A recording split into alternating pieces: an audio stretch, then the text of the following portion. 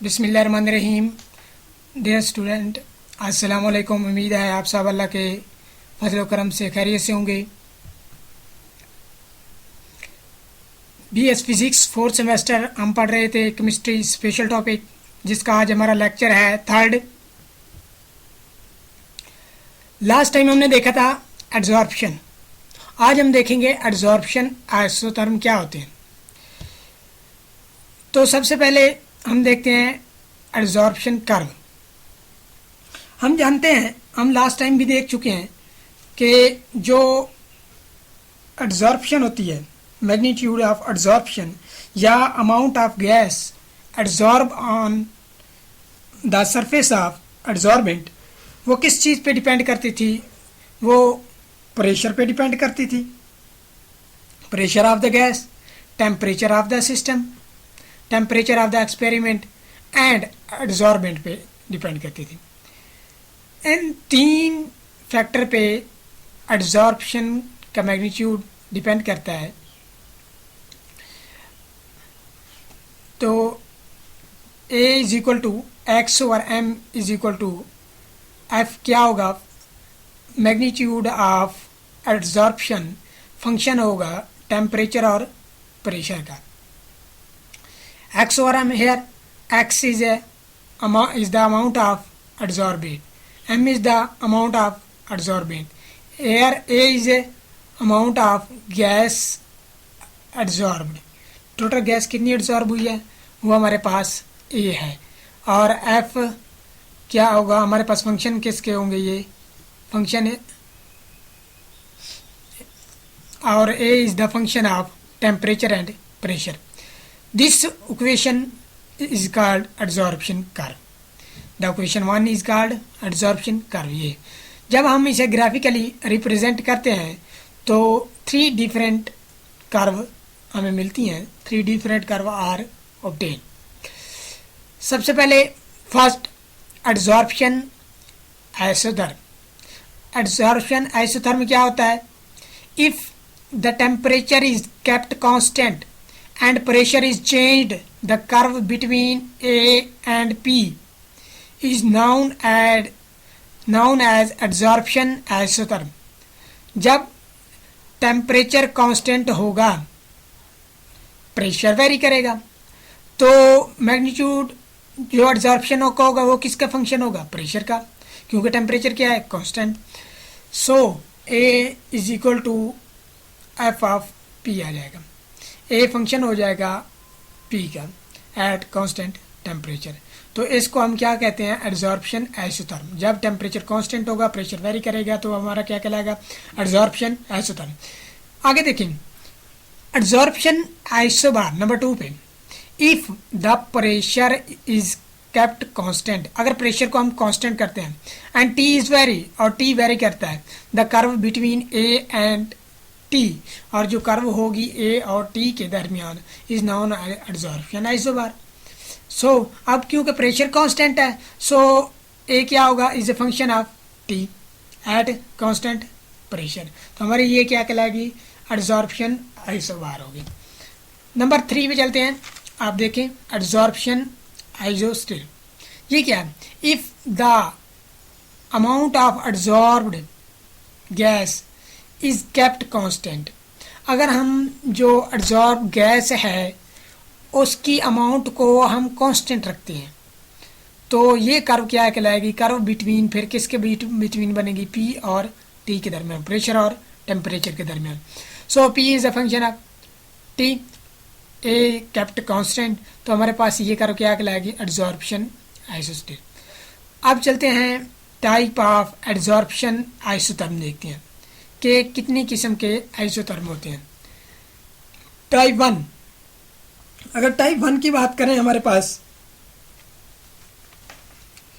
तो इसमें क्या है? आप कर्व देख सकते हैं, P और A के दरमियान है, ये हमारे पास X ओवर M होता है।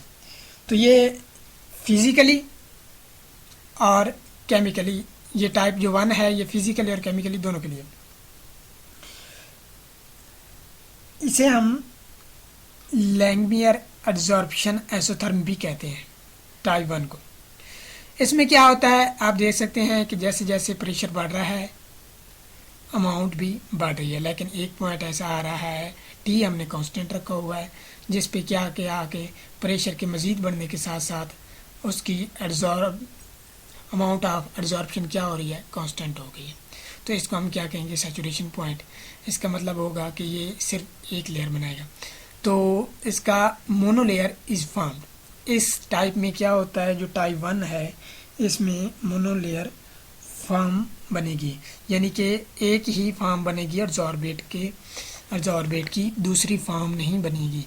जैसा कि ये ऊपर आप देख सकते हैं, ये नीचे एड्जॉर्बेंट है, ऊपर आके एड्जॉर्बेट अटैच हुआ है, सिर्फ एक ही लेयर बनेगी, इसके ऊपर कोई लेयर नहीं बनेगी। तो हम क्या कहेंगे, मोनोलेयर इज़ फॉर्म्ड।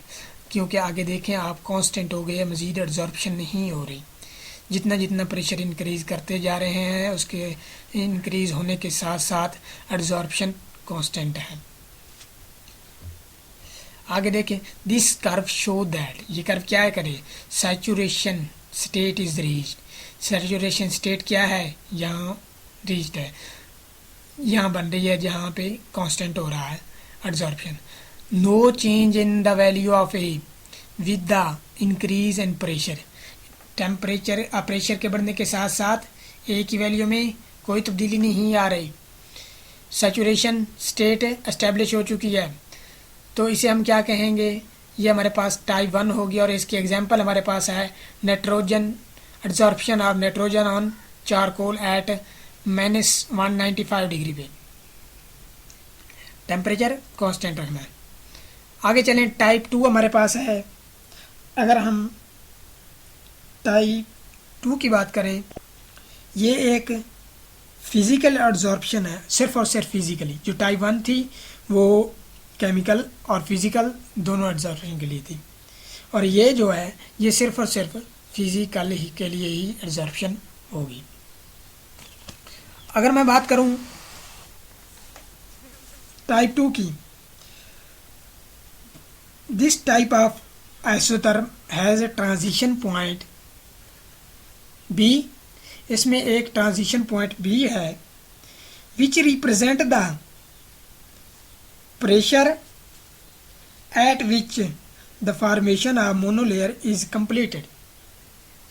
इस पे क्या हो रहा है कि देखें, जहाँ ट्रांजिशन पॉइंट पी है वो उस प्रेशर को रिप्रेजेंट कर रही है, किसको, कि यहाँ पे मोनोलेयर क्या हो गई है, कंप्लीट हो गई है। And multi monolayer is completed at transition point B and multi molecular layer is being to be started. तो यहाँ से आगे क्या होगी, मल्टी लेयर स्टार्ट हो जाएगी।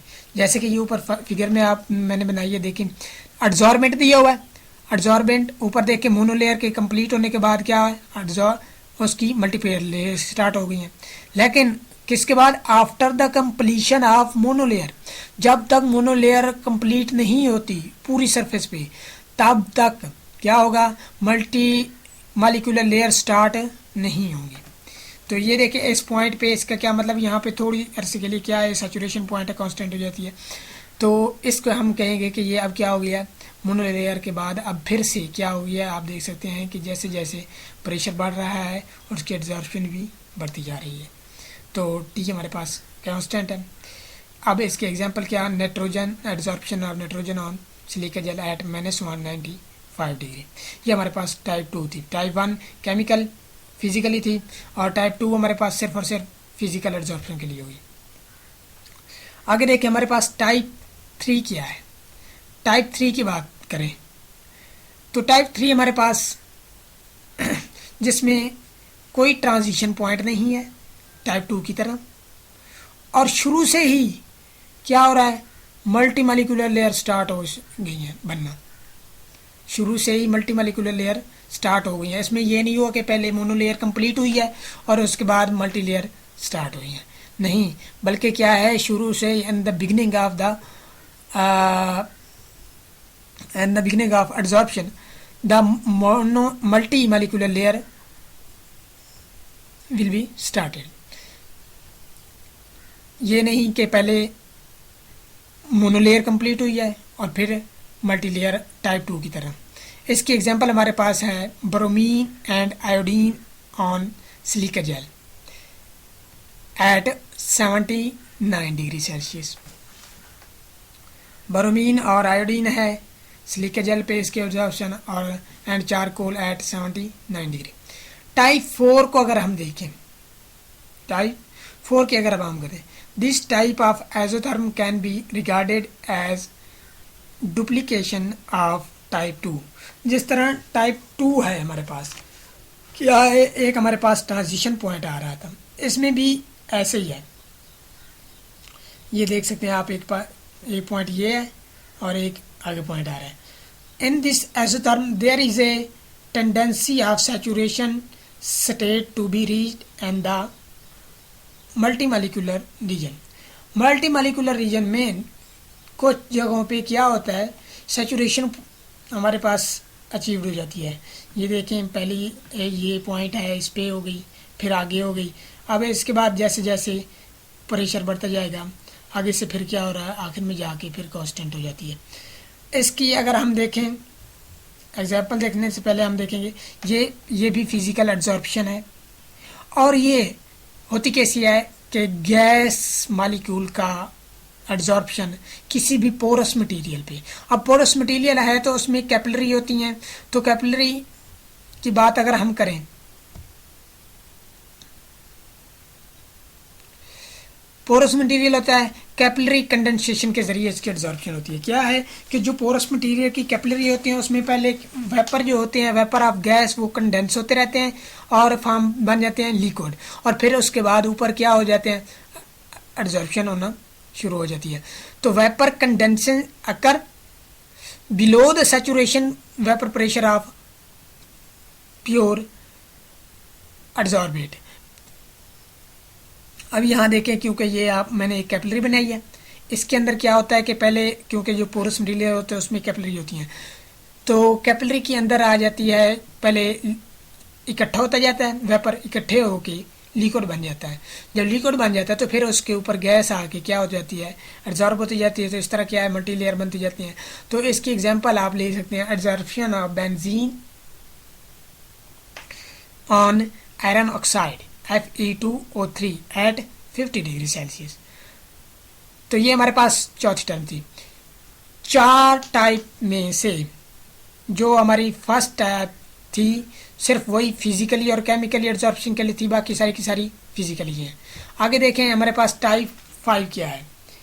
टाइप 5 की बात करें, फिजिकल एब्जॉर्प्शन, ये भी फिजिकली एब्जॉर्प्शन है, पोर्स मटेरियल के लिए होती है। ये भी मल्टी मॉलिक्यूलर लेयर इसमें भी बनती हैं।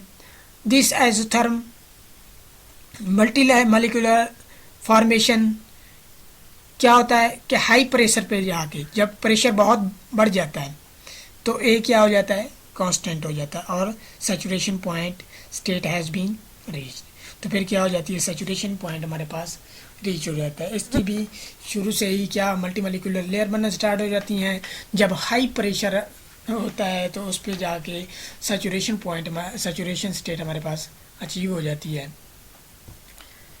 ए हमारे पास क्या हो जाता है, कांस्टेंट हो जाता है। एब्जॉर्प्शन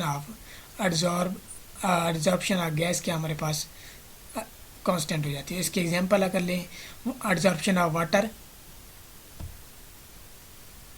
इसकी अगर आप एग्जांपल